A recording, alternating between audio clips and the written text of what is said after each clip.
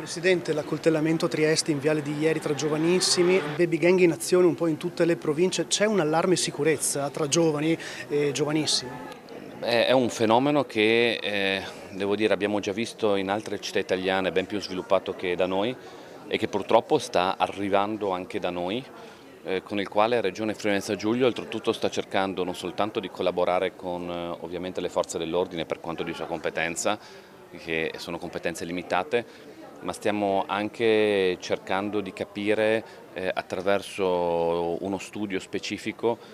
dove arrivino le criticità legate a questi fenomeni. Sicuramente c'è un fenomeno legato all'immigrazione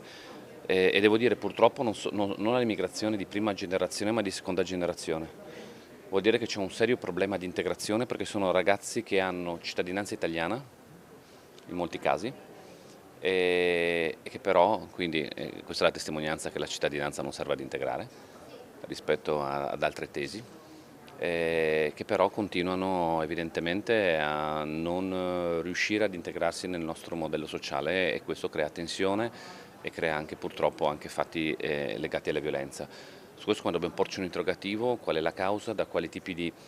anche di contesti provengono queste persone, non credo che sia soltanto una causa di carattere economico,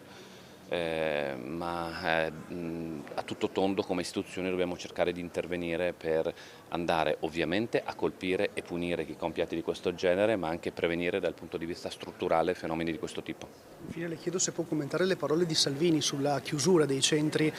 sociali, come ha detto poche ore fa. Ma quanto particolare devo dire che ci sono dei centri sociali sparsi in tutta Italia che sono in molti casi, non in tutti, ma in molti casi occupati abusivamente, che questo sia permesso, come se ci fosse una repubblica parallela dell'estrema sinistra. Questo penso non sia accettabile, esattamente come non è accettabile quanto è avvenuto a Bologna, esattamente come non è accettabile un giustificazionismo che ho visto dei fatti legati a Bologna cercando di incolpare il governo, il Ministero degli Interni da parte delle istituzioni locali. Questo è inaccettabile.